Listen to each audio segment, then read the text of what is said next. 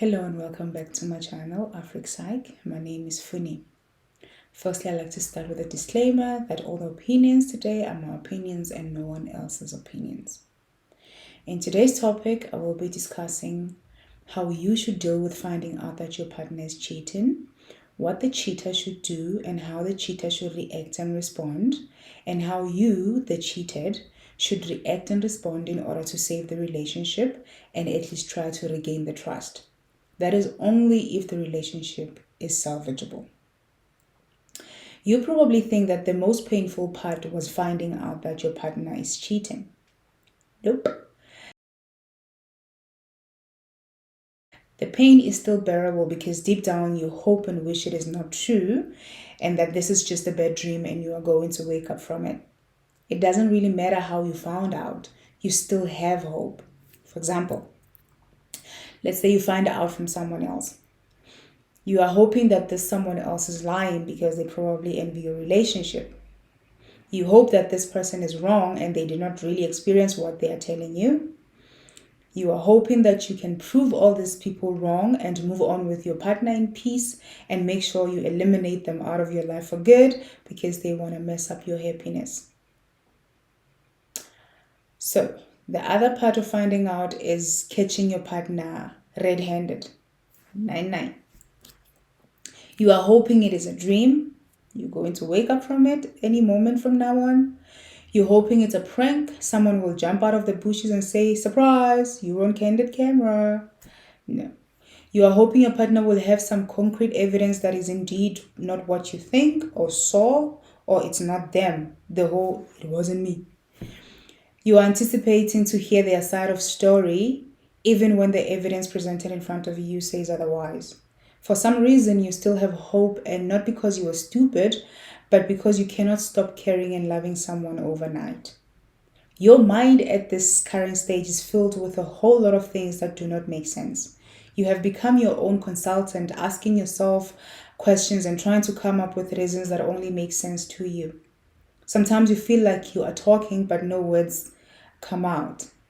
When you get to that point where you feel like you are losing yourself, you have to try this. As difficult as it might be, you need to walk away. You need to walk away to calm down. Not walking away and not coming back, to calm yourself down. This is a time where your human psyche kicks in. And human psyche, I'm referring to Freud's personality theory of the id, the ego, and the superego. So the id is based on instinct. It's not in touch with external world. You are born with it. It's not developed by life experiences. This personality is stubborn, for it only responds to pleasure principle. For example, if it feels good, do it, and nothing else. It is the impulsive and unconscious part of your psyche which responds directly and immediately to basic urges, needs, and desires. You do not want to be impulsive in this current state of mind. Some people might decide to drink a lot of alcohol, drive, and probably go and have sex with someone else, and then regret it later when impulse thinking is gone. And I mean, the whole drinking and driving might actually even lead to something much more worse, like them being involved in an accident and dying or hurting someone or killing someone else. And then we have the ego. The ego is your everyday. So this is a reality, the only part of the conscious personality. So it's conscious. It's what you are aware of when you think about yourself and what you usually try to project towards others. It is the most affected of them all because it defines who you are. The ego develops to mediate between the unrealistic id and the external real world. It is the decision-making component of personality. Ideally, the ego works by reason, whereas the id is chaotic and unreasonable. So imagine if your ego decides to bail and not play its part because of how you are feeling at that moment. What actions do you think will materialize from you? You have the corrupt id paired up with a fed up or stroked ego. And then we have the superego. It's all about morality, or as I like to call it, mother of all. It incorporates the values and morals of society, which are learned from one's parents and others.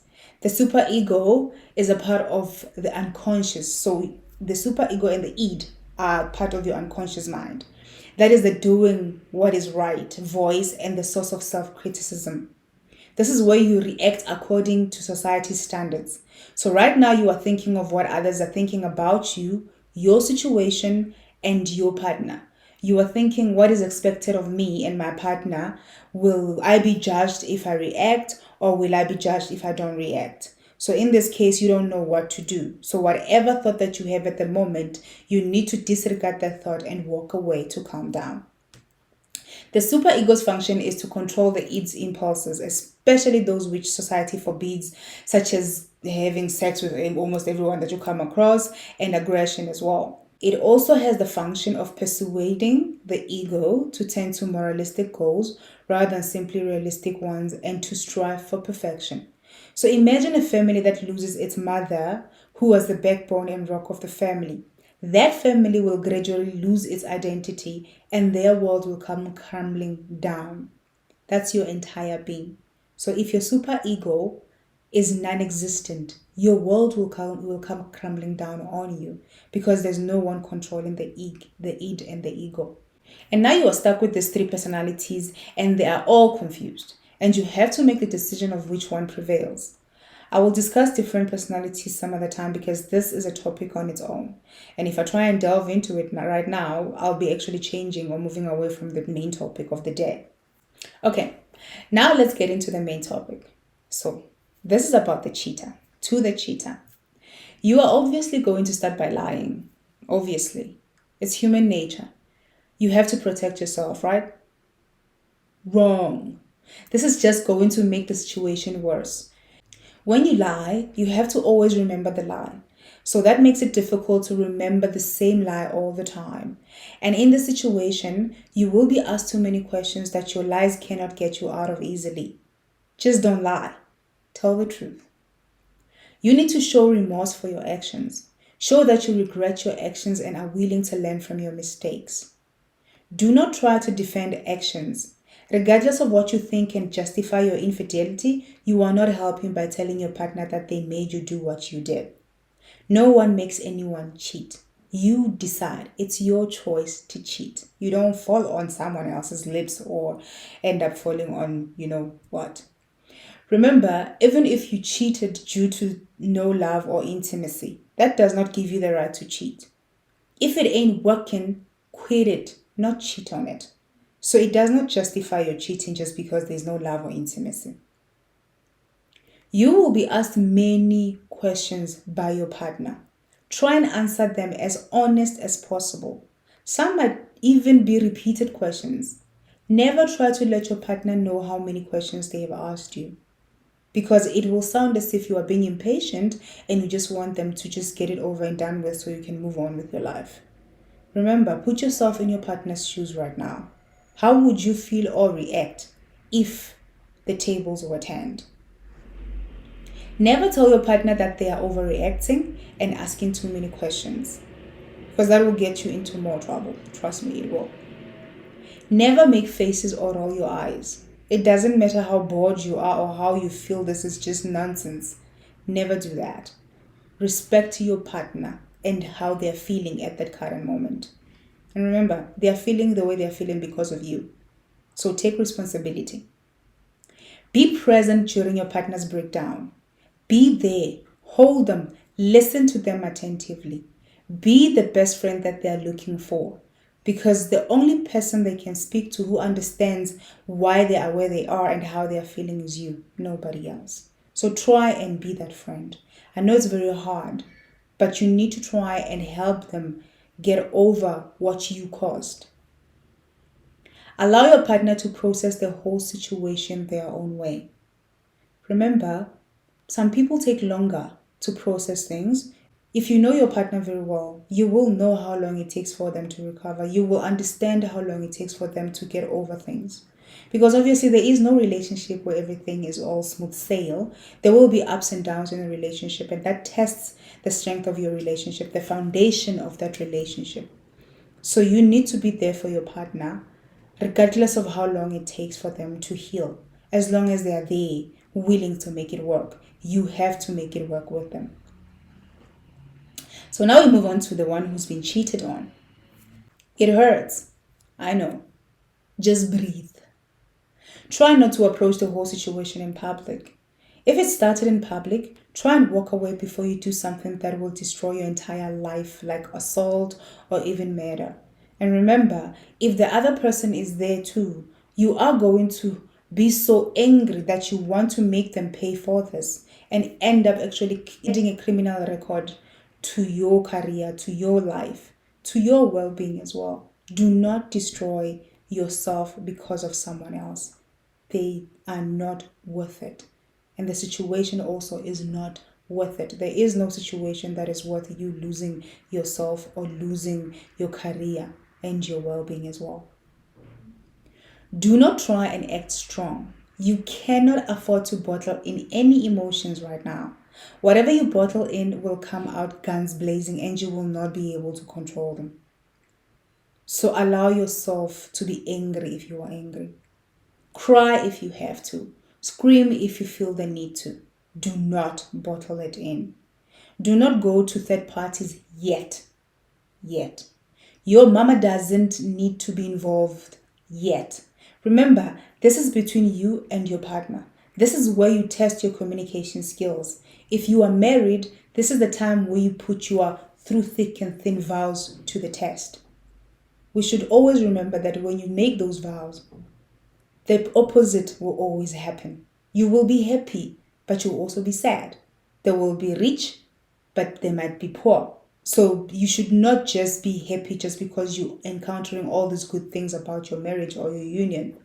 You need to be strong enough to also deal with the negatives that come with the union.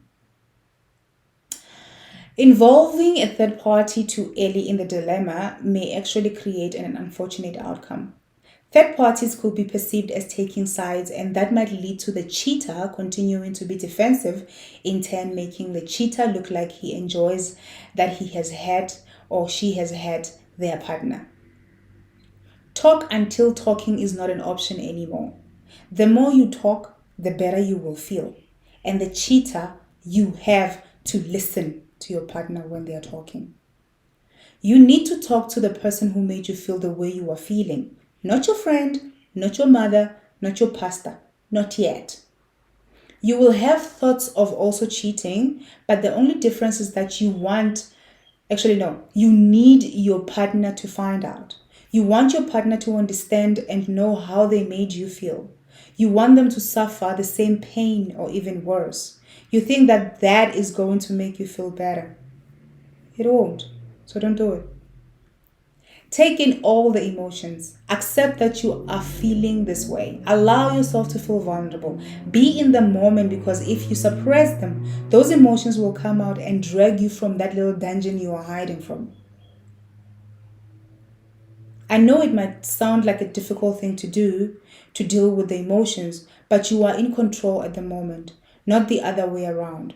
Suppressed emotions become more powerful once they surface, because your conscious mind is now bombarded by a rush of emotions it did not know existed or it was not prepared to deal with.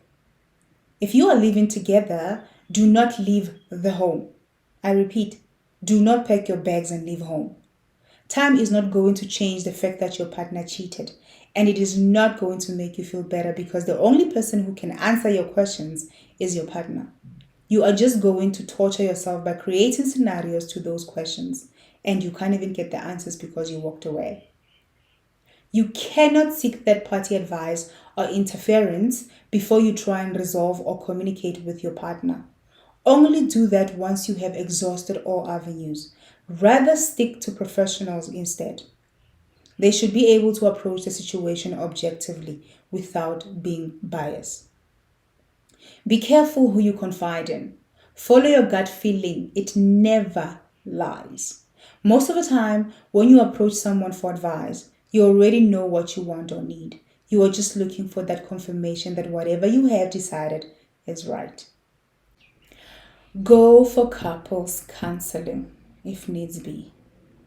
And this is to all the therapists, if there's a therapist watching.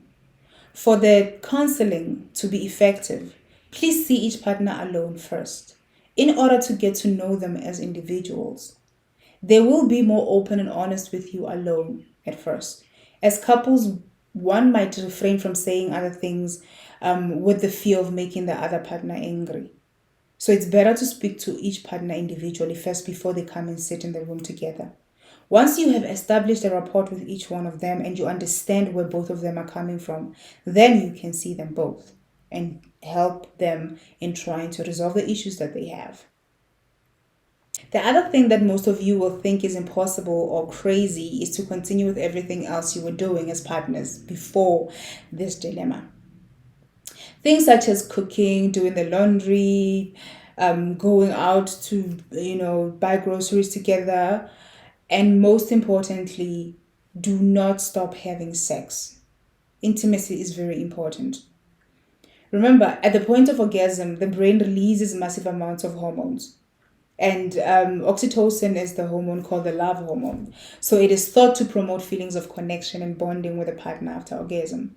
Remember, at this point, you have lost that feeling of connection and bonding because of what happened and because of the emotions that you are feeling. So you will actually need that little nudge to remind you that you are still connected to your partner and you still have that bond with your partner, even if you're going through what you are going through right now. Remember, you are going through the thick and thin right now. So you have to approach it with a clear mind and not a mind whereby you are actually sexually deprived and you have all these emotions and all these hormones are now actually controlling you and you don't even know what to do with them. You need that happy hormone to help you deal with being unhappy and all the feelings of being betrayed. Remember to fight for one thing and one thing only. If you are fighting for an orange, do not add teaspoons, bananas, and apples in there. Just fight for an orange. You are angry at your partner. That doesn't mean that you have stopped having feelings of intimacy for them, and that does not mean that you've actually stopped loving them. That's gonna stop years down the line, not even tomorrow, a month later.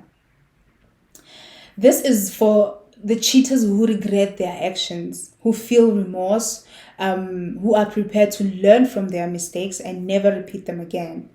In a nutshell, someone who is willing to pay for their mistakes, takes responsibility, and wants to make it work. It is for the cheated who is willing to try and make it work, listen to their partner, not someone who has already made up their mind about leaving. We all deal with situations differently, so whatever you can do that can help you deal with the situation, do it. But it should not endanger your life or the lives of others. One last thing, as painful as it might be or feel, you were not born with this person. You met this person at some point in your life. You survived life without them before. You can pick yourself up and continue with your life without them. Remember that everyone is a pawn in your chess game, life. The game can still continue even if you remove one pawn. You are the queen in this game, and maybe it is time to checkmate on that has-been king of yours. Remember, the king and queen here, they are not gender related. This is chess language. Sometimes we also have to accept that it is not salvageable. No matter what happens, the relationship is far gone. Fool me once, shame on me. Fool me twice, shame on you. Learn from someone's tricks on you. If you don't, you're the only one to blame. Thank you once again for watching till the end. Please do not forget to subscribe if you haven't. Hit the like button, turn on notifications, and share.